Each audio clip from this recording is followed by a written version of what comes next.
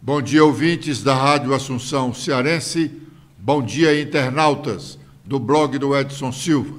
Estamos começando agora o nosso programa, o blog do Edson Silva, na Rádio Assunção Cearense. O deputado estadual João Jaime lembrou ontem, na Assembleia Legislativa, a morte do jornalista Wilson Ibiapina, acontecida no dia anterior, terça-feira, 9, em Brasília, após um período de internação hospitalar por falência múltipla de órgãos.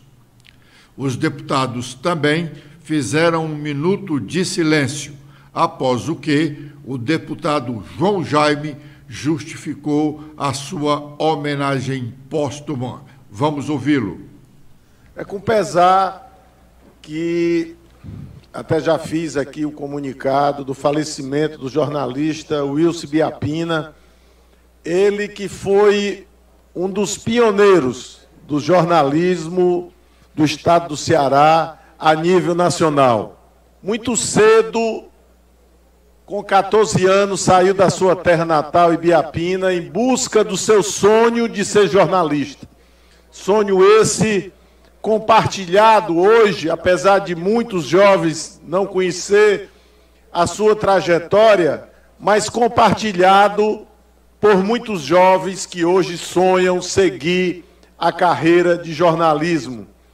E ele foi exatamente um exemplo desse sucesso, desse garoto do interior que veio para Fortaleza, depois foi para o Rio de Janeiro, participou da fundação, da criação, em 1970, da sucursal da Rede Globo em Brasília, e lá ficou até se aposentar.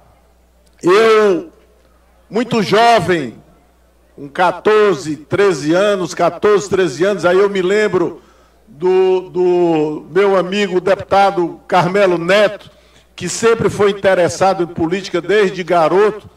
Se ele tivesse nascido naquela época, talvez todo dia você assistisse o Rádio Notícias Verdes Mares, ficasse esperando aquele momento onde o jornalista Wilson Ibiapina entrava direto de Brasília, dando as últimas notícias. Naquele tempo, senhor presidente, não tinha internet, nem se falava nisso, não tinha rede social, não tinha nada. As informações que nos chegavam eram através do rádio, a televisão era muito restrita.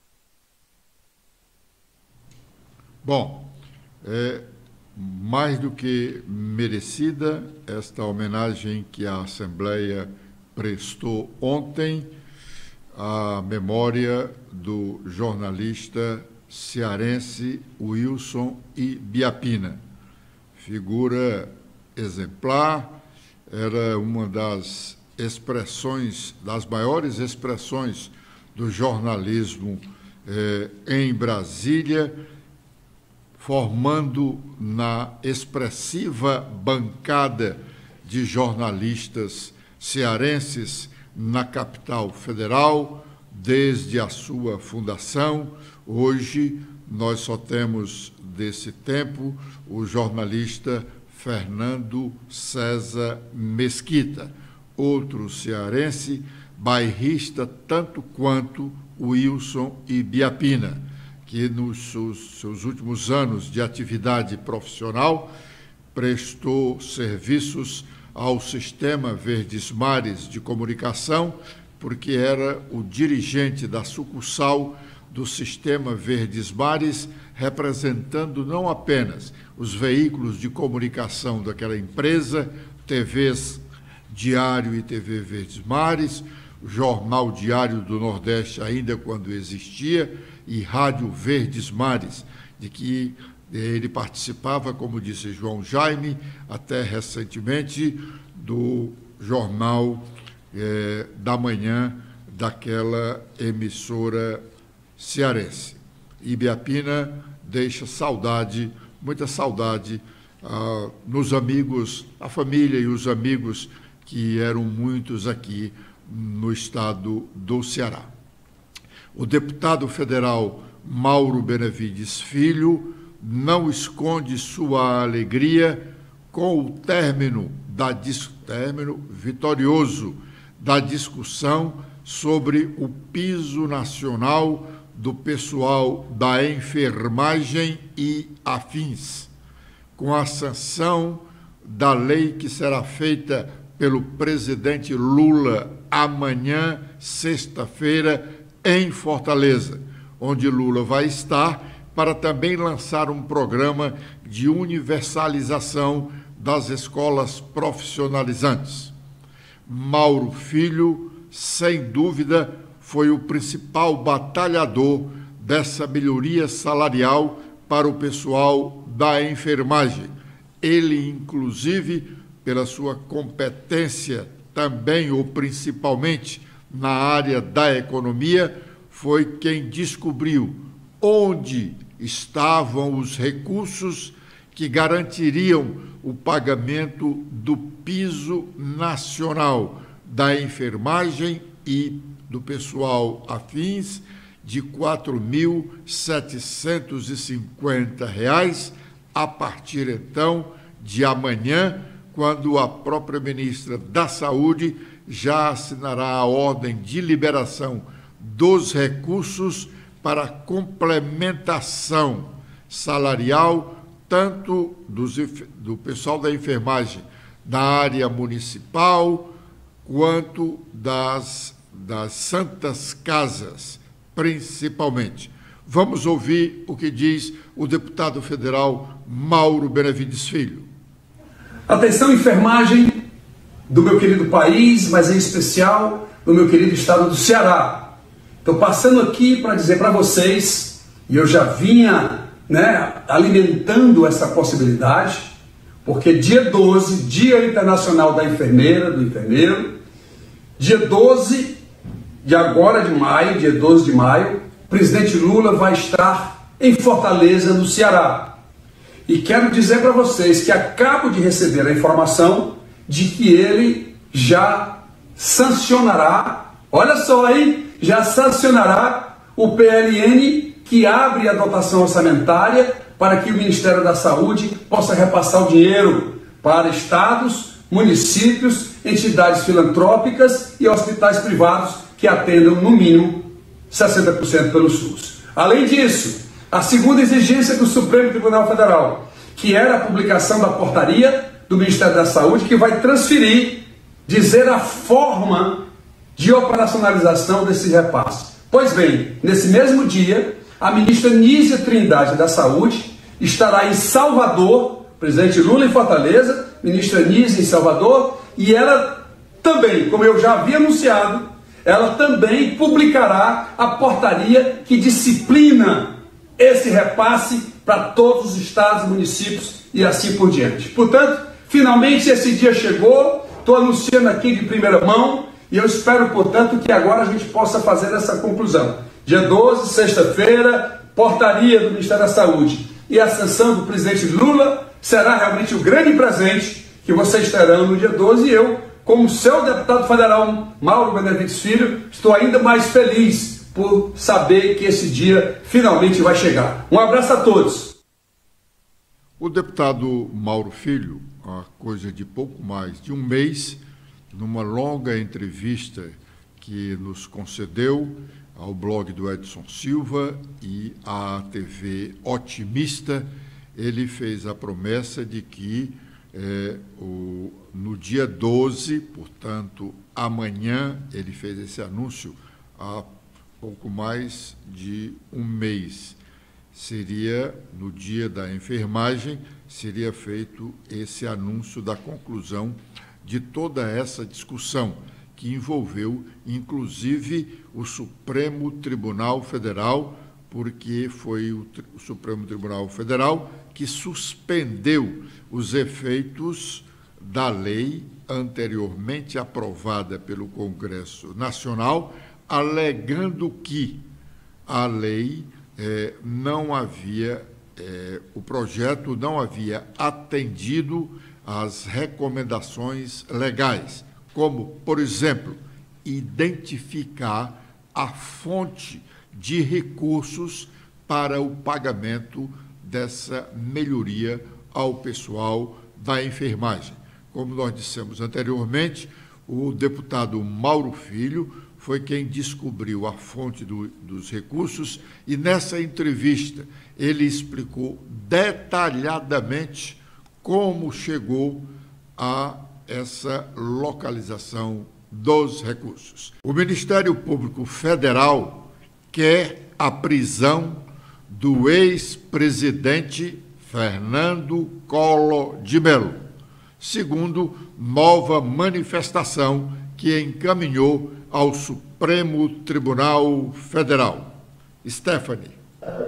Olá, Edson. Olá, internautas do blog do Edson Silva. A Procuradoria-Geral da República voltou a pedir ao Supremo Tribunal Federal, nesta última quarta-feira, a aplicação de pena de prisão e imposição de multa ao ex-senador Fernando Collor de Mello pela prática dos crimes de corrupção passiva e lavagem de dinheiro na BR Distribuidora, antiga subsidiária da Petrobras. O pedido de condenação, apresentado originalmente em denúncia de 2015, foi reforçado durante sessão de julgamento da Ação Penal 1025 no plenário da Corte, em sustentação oral da Vice-Procuradoria-Geral da República, Lindora Araújo. Segundo as investigações, entre 2010 e 2014, foram pagos a Collor pelo menos 29,9 milhões em propinas. O ex-presidente Collor, agora sem mandato, porque não foi reeleito no ano passado para continuar no Senado Federal, responde a inúmeros processos, fora os cíveis relacionados a negócios da sua empresa em Alagoas. Como têm feito os petistas cearenses, a vereadora Adriana Almeida ontem, na Câmara Municipal de Fortaleza, destacou a iniciativa do governador Elmano de Freitas de ter concedido uma melhoria salarial para os servidores do Estado. Vamos ouvi-la. Para parabenizar aí a negociação que aconteceu entre os servidores estaduais, né, aqui do Ceará, onde a partir de um diálogo, de uma negociação, foi feito chegou-se a um acordo do aumento em relação aos servidores estaduais, né, de 5,8% de reajuste para todos os servidores do estado do Ceará.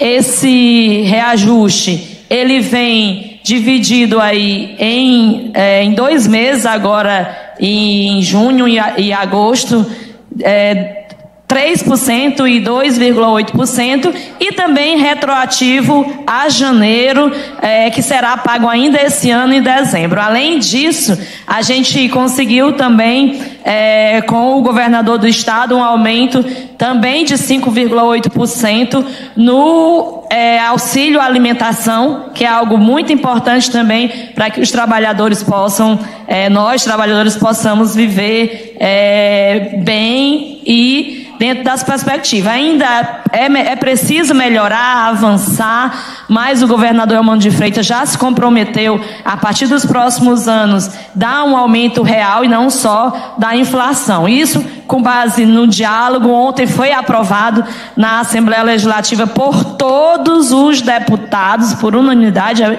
importante dizer isso, porque existiu um consenso e um diálogo com as categorias dos servidores. Então, parabéns aí aos servidores do Estado, parabéns ao governador Elmano de Freitas e a todos os deputados da Assembleia. Bom, isso é um discurso realmente demagógico. Como nós dissemos ontem aqui, a maioria dos servidores não ficou satisfeita. Não ficou satisfeita porque realmente essa majoração não representa o prejuízo que eles tiveram no ano passado em relação à inflação, e mais, a data base do servidor estadual é 1º de janeiro, e o governador deu essa majoração de 5,8% em duas prestações, a primeira em junho e a segunda em agosto, e devendo pagar 3% restante dos meses de janeiro a maio, só no final de dezembro.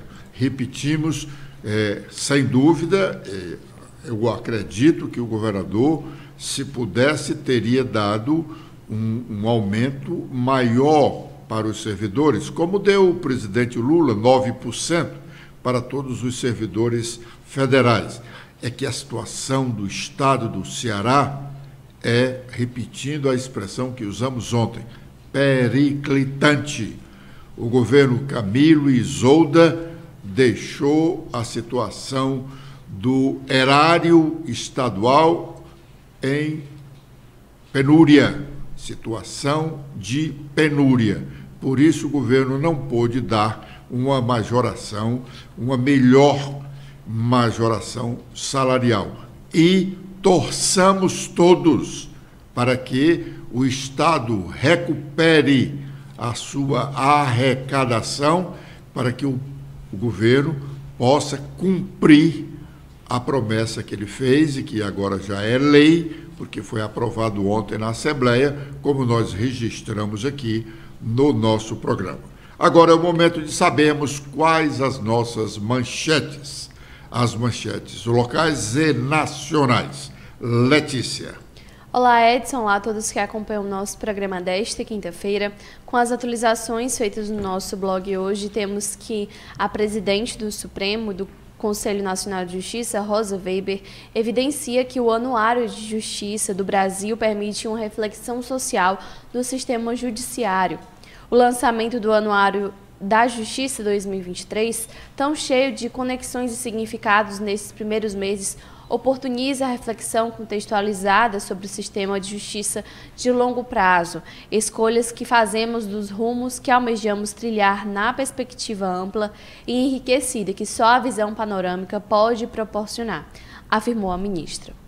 A Polícia Federal inicia nova etapa da Operação Lesa Pátria nesta quinta-feira para identificar financiadores dos atos golpistas. Estão sendo cumpridos 22 mandatos de busca e apreensão expedidos pelo Supremo Tribunal Federal em São Paulo, no Mato Grosso do Sul e no estado do Paraná. 12 de março será o dia em memória das vítimas da Covid-19. Segundo o autor do projeto, o deputado federal Pedro Uczassi, do PT de Santa Catarina, a data escolhida é uma homenagem à primeira vítima fatal do coronavírus aqui no país. Rosana Aparecida Urbano, falecida no dia 12 de março de 2020, na zona leste de São Paulo. O presidente da República, Lula, retira grades do Palácio do Planalto que cercavam o prédio desde 2013. De surpresa, ele desceu a rampa da sede do governo na tarde de ontem, pouco mais de 5 meses após fazer o trajeto oposto, para dar o pontapé do seu terceiro mandato presidencial. Ele disse: "O que eu acho é que o Brasil não precisa estar cercado de grades. Deixa livre para a democracia. Ela não precisa de muros." O Brasil volta a registrar assassinatos de jornalistas em 2022. Caso no Ceará é investigado. O dono do site Pirambu News, Genivaldo Oliveira da Silva, foi morto a tiros nas proximidades de sua casa aqui em Fortaleza. Gigi, como ele era conhecido, foi atingido por diversos disparos logo após noticiar a prisão de um suspeito de duplo homicídio. Com os destaques nacionais, iniciando pelo Estadão, temos que Marina Silva entra em confronto com o ministro para barrar exploração de petróleo no Rio Amazonas. A chefe da pasta de Minas e Energia, Alexandre Silveira, atuou por licença ambiental e colegas de partido da ministra do Meio Ambiente defendem que ela deixe o governo se o projeto for autorizado. A Procuradoria-Geral da República pede ao STF investigação de Google e Telegram por campanhas contra a PL das fake news. Com os destaques do Globo, temos que derrame recorde. Após derrota na Câmara Federal, o governo distribui 700 milhões de reais em um dia. O valor representa 58% de todo o montante encaminhado até o momento. Sobre internacional de volta à TV aberta, Trump elogia o ex-presidente Jair Bolsonaro e exalta a invasão ao Capitólio. E com as últimas da Folha de São Paulo, temos que Flávio Dino ganha protagonismo e gera incômodo no governo por estilo centralizador. O ministro da Justiça, que tem protagonizado embates com opositores, é fortalecido por Lula, mas recebe críticas pela exposição. A maioria dos ministros do Supremo Tribunal Federal anulou a decisão do ex-presidente Jair Bolsonaro, que havia assinado um decreto anulando, veja bem, o Supremo anulou um decreto do ex-presidente Jair Bolsonaro que anulava uma decisão do Supremo Tribunal Federal condenatória ao ex-deputado federal Daniel Silveira. O Supremo condenou Daniel Silveira e imediatamente o ex-presidente Bolsonaro assinou um decreto que se chama de graça, que anulava a decisão condenatória do Supremo ao ex-deputado Daniel Silveira, que está preso. Com essa decisão do Supremo, em anulando o ato do ex-presidente Bolsonaro, Daniel Silveira vai demorar mais um tempo na prisão lá no Rio de Janeiro. Sobre o assunto, falou a ministra presidente do Supremo Tribunal Federal, Rosa Weber. Vamos ouvi-la. O André havia sugerido que pensássemos eventualmente numa tese, e eu ia, e agora até encontro reforço nas considerações de Vossa Excelência, ponderar que o tribunal entendeu, em assentadas anteriores, que esse debate, nas ações de controle concentrado, estipulamos ou não tese, ainda não estava suficientemente amadurecido, ainda mais numa sessão como essa, que não estamos com o nosso quórum completo. Então, eu, colhidos os votos, proclamo o resultado que o tribunal, por maioria, conheceu da DPF 964, vencido no ponto o ministro Nunes Marques. Por unanimidade, conheceu das ADPFs 965, 966 e 967. E no mérito, por maioria, julgou procedente o pedido deduzido nas ADPFs para declarar inconstitucional o decreto presidencial impugnado nos termos dos votos proferidos e vencidos os ministros Nunes Marques e André Mendonça. Bom, vencidos os ministros Nunes Marques e André Mendonça, aliás, as decisões do Supremo Tribunal Federal, todas, quando se trata de questões relacionadas ao ex-presidente Jair Bolsonaro, têm sido 8-2. Isso porque o Supremo está desfalcado de um integrante, com a aposentadoria do ministro Ricardo Lewandowski, e ainda não foi nomeado o seu substituto. Só estão trabalhando 10 ministros do Supremo. 8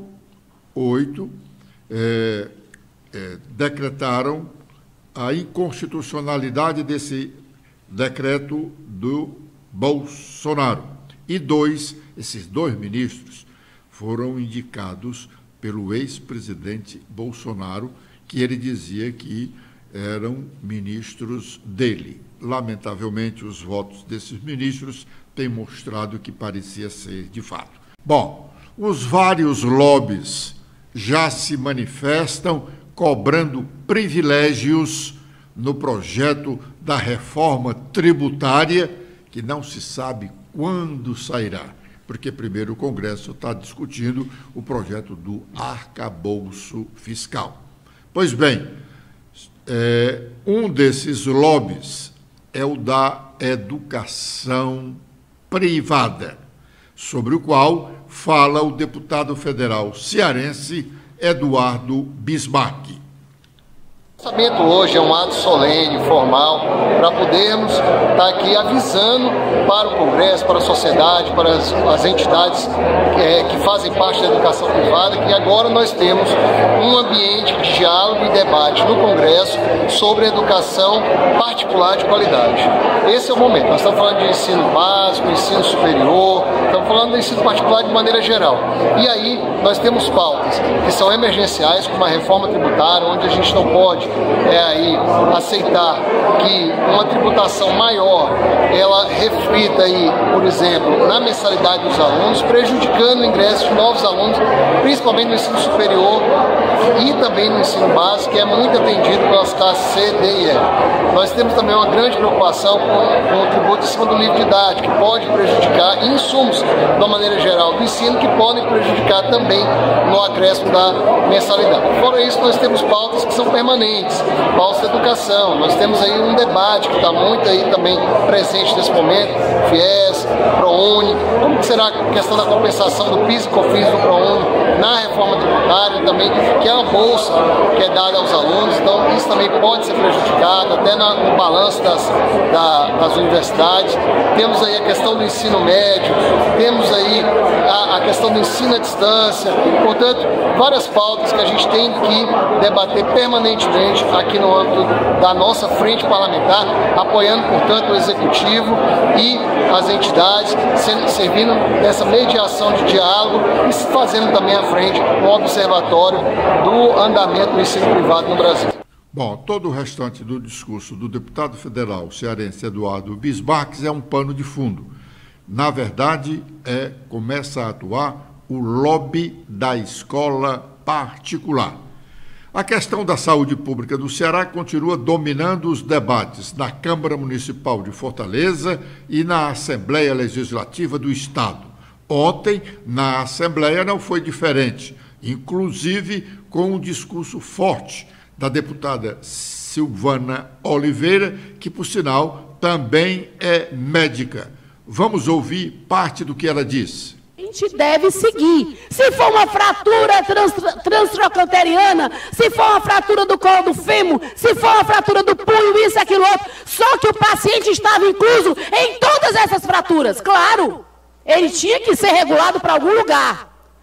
Mas, meu querido Lucílio Girão, como o paciente não recebeu o retorno de quantos meses ele seria atendido, o médico do hospital, lá de Pedra Branca, achou melhor dizer: é melhor, seu Joaquim, o senhor ir para casa. Aqui o senhor vai pegar uma virose gravíssima. Estamos cheios de virose.